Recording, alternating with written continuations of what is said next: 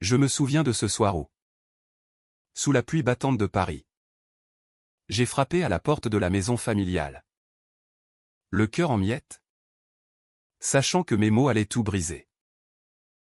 Papa. Je suis gay. Et j'aime un homme nommé Benjamin. Ai-je murmuré, les yeux rivés au sol, espérant un miracle qui n'est jamais venu. Au lieu de cela, mon père m'a regardé comme si j'étais un étranger. Et c'est là que j'ai compris que l'amour que j'avais construit pierre par pierre pour cette famille ne valait rien face à leur rejet viscéral. Cette nuit-là, le vent hurlait dans les rues étroites du Marais. Comme si la ville elle-même protestait contre le poids qui m'écrasait. J'avais 28 ans. Et jusqu'à ce moment, j'avais tout fait pour être le fils parfait. Architecte prometteur. J'avais conçu et bâti la maison de vacances en Provence pour mes parents. Un geste que je croyais capable de cimenter mon appartenance à cette lignée conservatrice. Chaque brique posée était une prière silencieuse pour leur acceptation. Mais en moi, un secret bouillonnait depuis l'adolescence. Un amour pour les hommes que je refoulais comme une honte inavouable. Pourquoi ne pouvais-je pas être comme les autres? Cette question me hantait lors de mes nuits solitaires, où je me débattais entre le désir d'être vrai et la peur de tout perdre. C'est à l'université, à la Sorbonne, que j'ai rencontré Benjamin. Il était étudiant en littérature, avec ses cheveux châtains qui dansaient au gré de ses gestes passionnés, et ses yeux bleus qui semblaient lire en moi comme dans un livre ouvert. Notre première conversation fut banale, un débat sur Baudelaire dans un café enfumé, mais elle alluma en moi une étincelle que je n'avais jamais connue. Benjamin était ouvertement gay.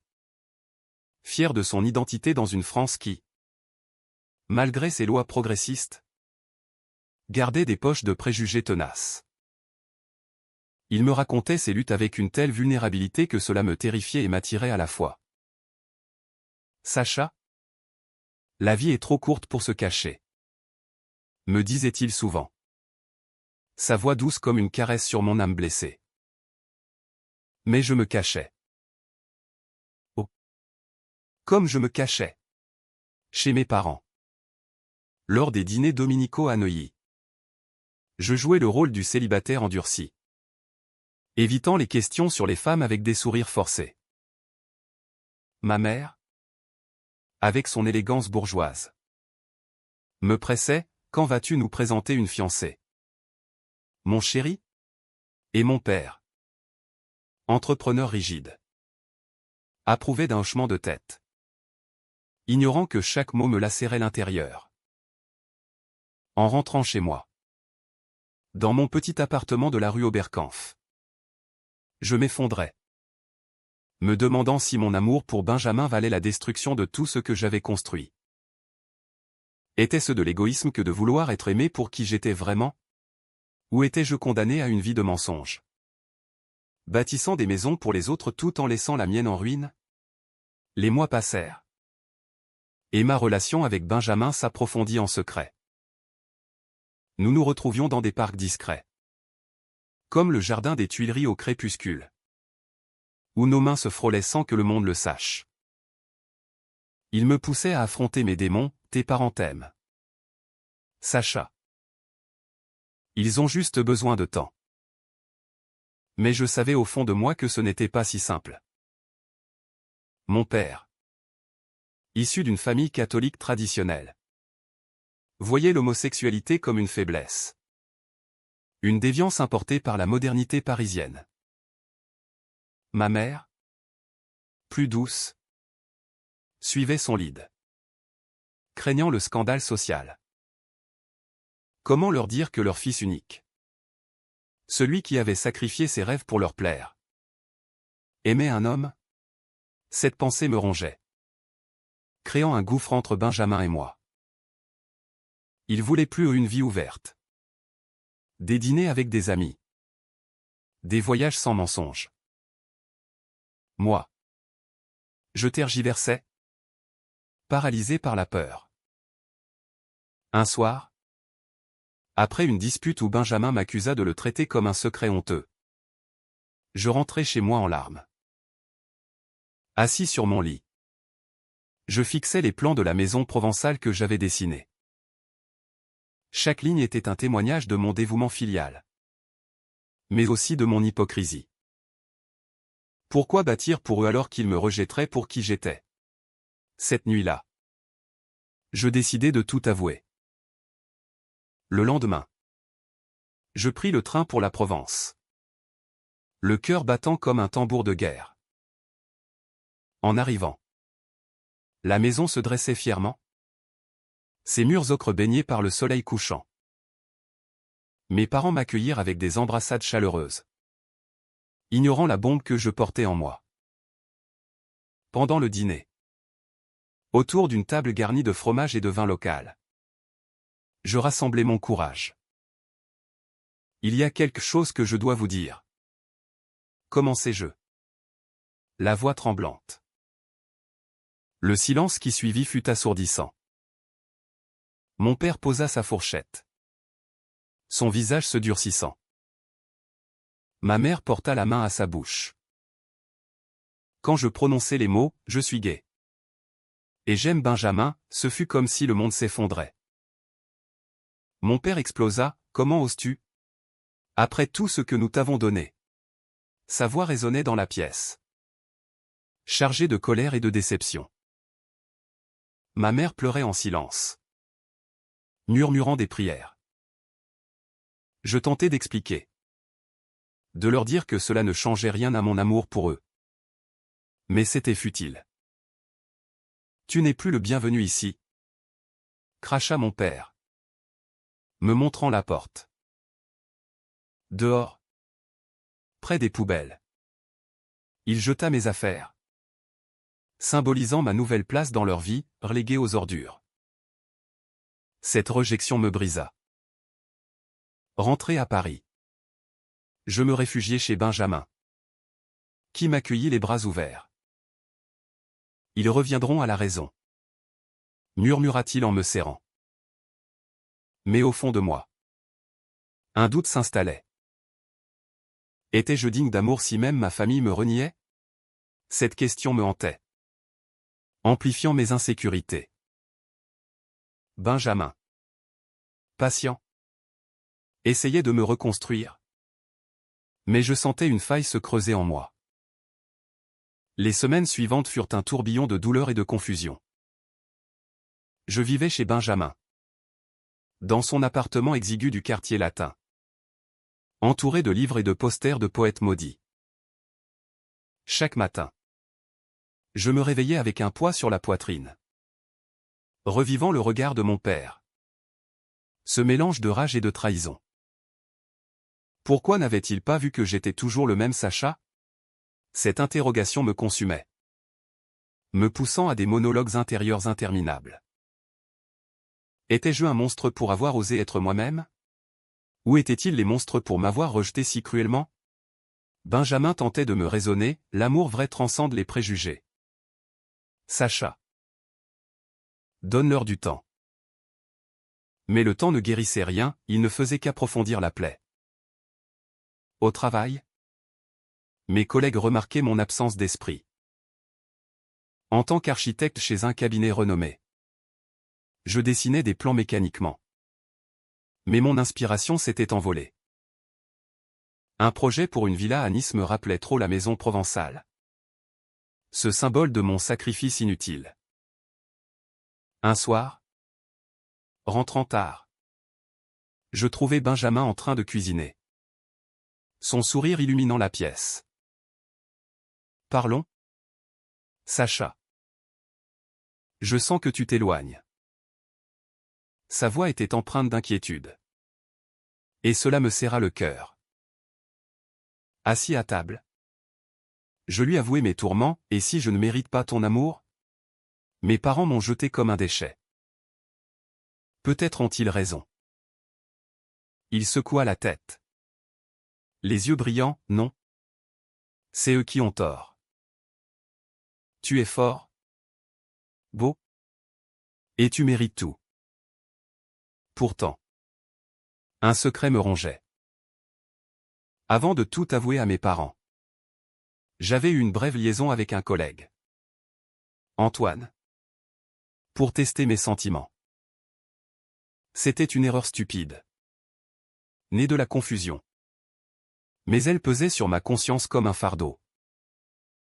Benjamin ignorait tout. Et je me convainquais que c'était pour le protéger. Mais les mensonges ont une façon de ressurgir. Un jour, lors d'une soirée avec des amis communs, Antoine apparut. Ivre et amer. Sacha? Tu te souviens de nos nuits? Lança-t-il d'une voix forte. Sous le regard choqué de Benjamin. Le monde s'arrêta. Benjamin me fixa. Blessé, c'est vrai? Je balbutiai des excuses. Expliquant que c'était avant nous. Mais le mal était fait. Il partit en claquant la porte. Me laissant seul avec ma culpabilité. Cette trahison involontaire amplifia mes conflits intérieurs. Pourquoi sabotais-je tout ce qui était bon? Étais-je condamné à détruire ceux que j'aimais? Je passais la nuit à errer dans les rues de Paris. Sous les lumières des Champs-Élysées. Me flagellant mentalement. Benjamin rentra au petit matin. Les yeux rougis. Je t'aime? Sacha? Mais la confiance est brisée. Nous parlâmes des heures. Déversant nos peurs. Il admit ses propres doutes, venant d'une famille libérale. Il ne comprenait pas fully mon tourment. Mais il voulait essayer. Cette conversation nous rapprocha. Mais une ombre persistait. Mes parents, informés par un cousin indiscret, m'envoyèrent une lettre cinglante, ton mode de vie est une honte. Ne nous contacte plus. Ce rejet familial alimenta une rage sourde en moi. Je décidai de me battre. Non pour eux. Mais pour moi. Avec Benjamin. Nous participâmes à des événements LGBT à Paris. Comme la marche des fiertés. Marcher main dans la main. Entouré de couleurs arc-en-ciel. Fut libérateur. Mais aussi terrifiant. Des regards hostiles nous suivaient. Rappelant que la France, malgré ses avancées, gardait des relents d'homophobie. Un soir, après une manifestation, un groupe d'hommes nous insulta. Benjamin me protégea. Mais l'incident raviva mes peurs. Et si cela empire, pensais-je. Imaginant le pire. Mon amour pour lui grandissait. Mêlé à une anxiété constante. Puis vint l'appel de ma mère. Voix tremblante. Elle murmura, ton père est malade. Sacha. Un cancer. Il veut te voir. Mon cœur se serra. Était-ce une opportunité de réconciliation? Ou un piège? Benjamin m'encouragea, vas-y. Pour toi. En train vers la Provence? Je ruminais. Pourquoi maintenant? Était-ce la peur de la mort qui le faisait changer? Arrivé. La maison semblait plus petite? Plus fragile. Mon père, amaigri dans son lit, me regarda avec une émotion que je n'avais jamais vue. Fils, j'ai eu tort, murmura-t-il. Mais ces mots étaient ambigus, teintés de regrets conditionnels. Ma mère pleurait, on t'aime. Mais. Ce « mais » me transperça. Étais-je accepté? Ou toléré par pitié? La visite se transforma en confrontation. Mon père avoua ses préjugés. Mais insista, l'homosexualité est un choix.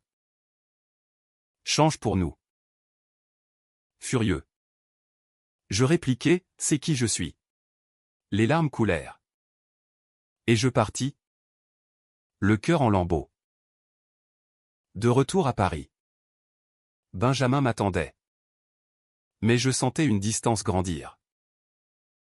Sacha?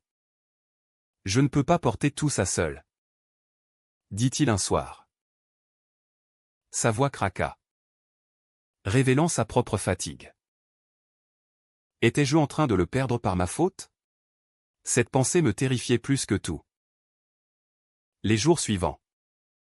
Une tempête émotionnelle s'abattit sur moi. Le diagnostic de mon père m'obsédait, mélangeant pitié et rancœur. Pourquoi fallait-il une maladie pour qu'il envisage de m'accepter? Cette injustice me rongeait, me poussant à des nuits blanches où je dialoguais avec des fantômes. Papa, tu m'as bâti pour te plaire? Et maintenant tu me demandes de me déconstruire? Murmurai-je dans le vide. Benjamin, sentant mon désarroi, proposa une escapade à la campagne, près de Fontainebleau.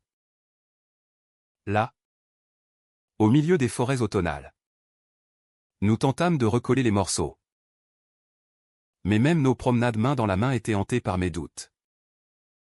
Et si je ne suis pas assez fort pour toi, lui avouai-je un soir, assis près d'un feu crépitant. Sa réponse fut un baiser doux sur mon front. Mais je voyais la fatigue dans ses yeux. Benjamin avait ses propres batailles, un passé marqué par une rupture douloureuse avec un ex qui l'avait trompé. Mon secret avec Antoine avait ravivé ses blessures. Je t'aime, Sacha? Mais j'ai peur de revivre ça. Ces mots me lacérèrent. Étais-je devenu le bourreau sans le vouloir? Pour réparer. Je décidai de tout lui confier, y compris mes peurs les plus profondes. Assis sur un banc, sous un ciel étoilé, je déversai mon âme, l'enfance étouffante, les attentes familiales, la maison que j'avais bâtie comme un rempart contre ma vérité. Il écouta, larmes aux yeux, et murmura, « Tu n'es pas seul. Nous construisons notre propre maison. » Pourtant, le destin frappa à nouveau. Un appel de l'hôpital, mon père empirait. Ma mère supplia, « Viens. Il te demande. » Benjamin insista pour m'accompagner. Mais je refusai, craignant une confrontation explosive. En arrivant en Provence, l'air embaumait le teint. Mais mon cœur était lourd. Dans la chambre d'hôpital, mon père, relié à des machines, me prit la main faiblement. Sacha? Je regrette. J'ai été aveugle. Ses yeux, autrefois durs, étaient emplis de remords. Mais quand je mentionnai Benjamin, il hésita, « Amène-le. Je veux le rencontrer. » Était-ce sincère? Ou un dernier geste désespéré? Ma mère, en pleurs, ajouta, « Nous avons eu tort. L'amour est l'amour. » Rentré à Paris, j'invitai Benjamin à venir. Il accepta. Nerveux mais déterminé. Le voyage fut tendu. Nos conversations chargées d'appréhension. Et s'il nous rejette encore, pensai-je, imaginant le pire. À l'hôpital, la rencontre fut surréaliste. Mon père, affaibli, serra la main de Benjamin, « Prends soin de mon fils. » Ma mère embrassa Benjamin sur la joue. Pour la première fois, je sentis un espoir fragile naître. Mais au fond, je doutais, était-ce la peur de la mort qui dictait ces mots? Ou un vrai changement? De retour, notre relation sembla se renforcer. Nous parlions d'avenir, un appartement plus grand. Peut-être un mariage. Mais un soir, Benjamin reçut un appel de son ex, qui voulait le revoir. Il refusa. Mais je vis une hésitation dans ses yeux. C'est du passé, assura-t-il. Pourtant, la jalousie me rongea. Étais-je paranoïaque? Ou sentais-je une trahison imminente? Mes insécurités familiales amplifiaient tout. Une dispute éclata, « Tu me caches quelque chose » criai-je. Il n'y a. Mais le doute s'installa comme un poison.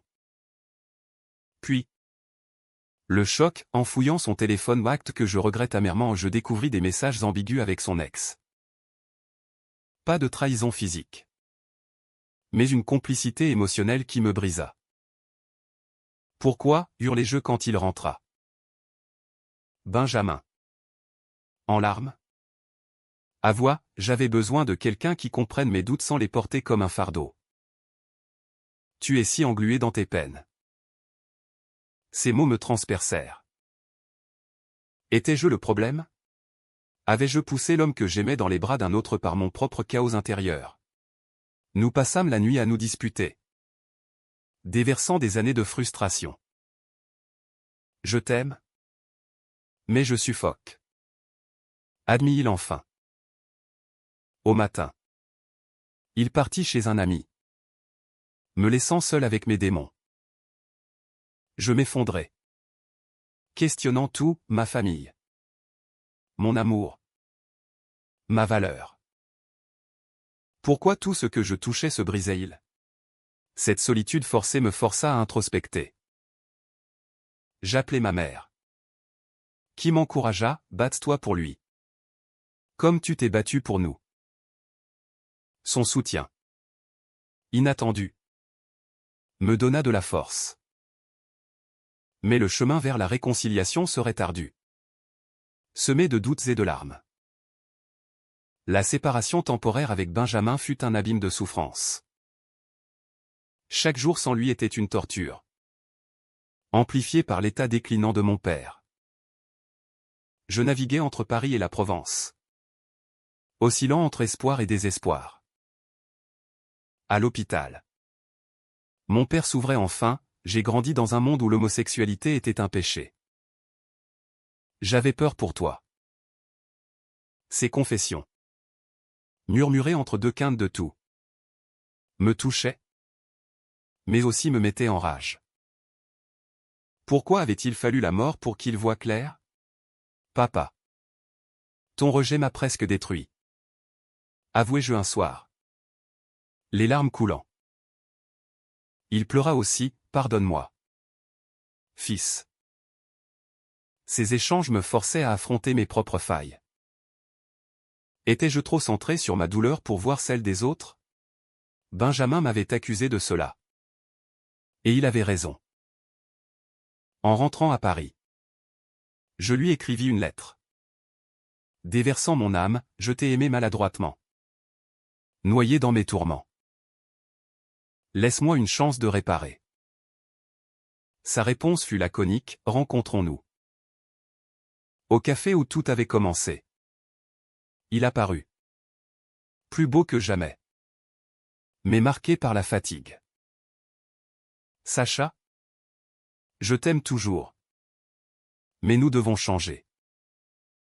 Nous parlâmes des heures, exposant nos vulnérabilités. Il admit son flirt émotionnel comme une échappatoire, pas une trahison. J'avais peur de te perdre. Ironiquement. Cette honnêteté crue nous rapprocha. Mais un nouveau choc survint. Mon père, sentant sa fin proche, insista pour un rassemblement familial. Amène Benjamin, dit-il. Ma mère, transformée par la crise, approuva. Le week-end en Provence fut chargé d'émotions. Benjamin, nerveux, charma mes parents par sa gentillesse. Mon père, alité, lui confia, « Tu rends mon fils heureux. » C'est tout ce qui compte. Ces mots, simples, guérir une partie de moi. Mais au dîner, Une dispute éclata quand un oncle conservateur lança une remarque homophobe. Mon père, faible mais déterminé, le remit à sa place. Mon fils est gay. Et je suis fier de lui. Ce moment fut cathartique, me faisant fondre en larmes. Pourtant, le bonheur était fragile. De retour à Paris, Benjamin reçut une offre d'emploi à Lyon. Loin de moi. C'est une opportunité. Mais je ne veux pas te quitter, dit-il. Ce dilemme amplifia nos peurs. Étais-je prêt à le suivre? Abandonnant ma carrière? Ou allions-nous nous séparer? Mes nuits étaient hantées par des scénarios catastrophes. Perdre Benjamin serait la fin, pensais-je, le cœur serré. Nous débattîmes. Larmes et cris se mêlant. Reste pour nous, suppliai-je. Il hésita, et si je regrette? Puis, la tragédie, mon père décéda paisiblement. À l'enterrement, sous un ciel gris provençal, je me sentis orphelin doublement. Ma mère, veuve, me serra. Il t'aimait, Sacha. Il a changé pour toi. Benjamin était là, mon roc. Mais je voyais son tourment. Après les funérailles, il avoua, je refuse l'offre. Je reste avec toi. Son sacrifice me submergea d'émotion. Étais-je digne de cela? Cette nuit-là, dans la maison que j'avais bâtie, nous nous rapprochâmes comme jamais, partageant des rêves d'avenir. Mais un secret ressurgit, ma mère révéla que mon père avait modifié son testament, me léguant la maison. Avec une note, pour toi et Benjamin. Construisez votre vie. Ces mots, posthumes, furent un baume, mais aussi un poids.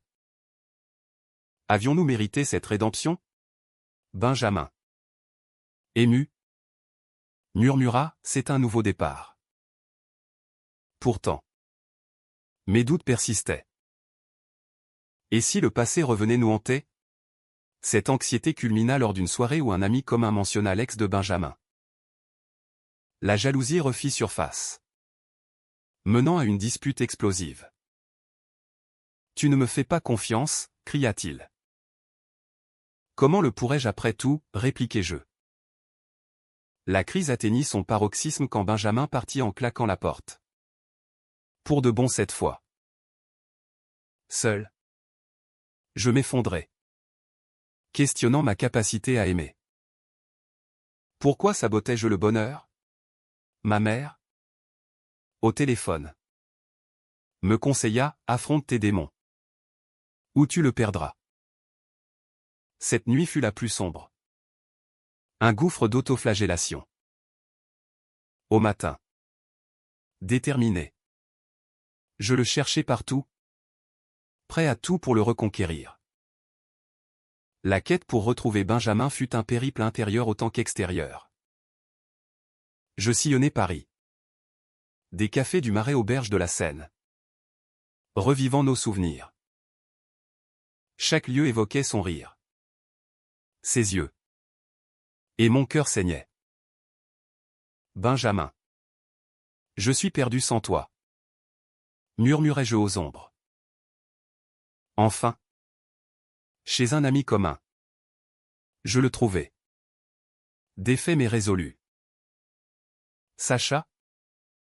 Pourquoi? Demanda-t-il. La voix brisée. Je tombai à genoux, déversant tout, mes peurs héritées. Ma gratitude pour son amour. Ma promesse de changer. Je construirai une vie pour nous. Pas pour plaire aux autres. Il hésita. Puis me releva. Larmes aux yeux, ensemble. Alors.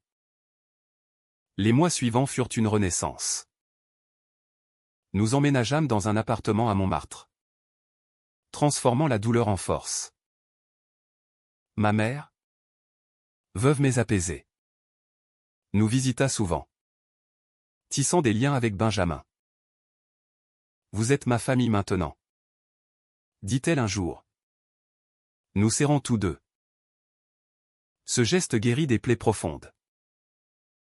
Au travail, je repris mes dessins avec passion, concevant des espaces inclusifs pour la communauté LGBT. Benjamin publia un recueil de poèmes inspirés de notre histoire. Des vers chargés d'émotions qui touchèrent des âmes similaires. Pourtant, les cicatrices persistaient. Lors d'une commémoration pour mon père, je visitais sa tombe, murmurant « Merci d'avoir changé ». Même tard. Cette acceptation posthume m'apporta la paix. Avec Benjamin, nous affrontions les défis, des regards hostiles dans la rue. Des débats sociétaux sur les droits gays en France. Mais notre amour, forgé dans le feu, était inaltérable. Un soir, sur le pont des Arts, il me demanda en mariage « Veux-tu bâtir notre maison pour toujours ?» Les larmes coulèrent. Et je dis oui. Le cœur empli d'un espoir pur. Notre mariage, intime à la mairie de Paris, fut un triomphe sur le passé. Ma mère, radieuse, porta un toast à l'amour qui transcende tout. Benjamin, dans son costume élégant, murmura « Tu es mon foyer ». Ce moment culmina nos luttes, transformant la trahison en rédemption, le rejet en acceptation. Mais la vie n'est pas un conte, des doutes surgissaient encore. Et si la société nous brise, pensais-je parfois. Benjamin répondait, nous sommes plus forts ensemble. Des années plus tard, adoptant un enfant à un petit garçon nommé après mon père, nous complétâmes notre famille. Voir Benjamin bercer notre fils amplifiait mon amour, effaçant les ombres. Ma mère, grand-mère aimante, nous aidait, prouvant que le changement est possible. Pourtant, je n'oubliais pas les leçons, l'acceptation commence par soi. Chaque jour, je me rappelais la maison provençale, maintenant nôtre, symbole de résilience. En fin de compte, être gay ne m'avait pas relégué aux poubelles, il m'avait poussé à construire un empire d'amour. Benjamin et moi, main dans la main, affrontions le monde avec une force née de nos épreuves. Notre histoire, riche en conflits et en émotions, prouvait que l'amour vrai triomphe, même dans les ténèbres les plus profondes. Et ainsi, nous vivions, non pas malgré nos cicatrices, mais grâce à elles.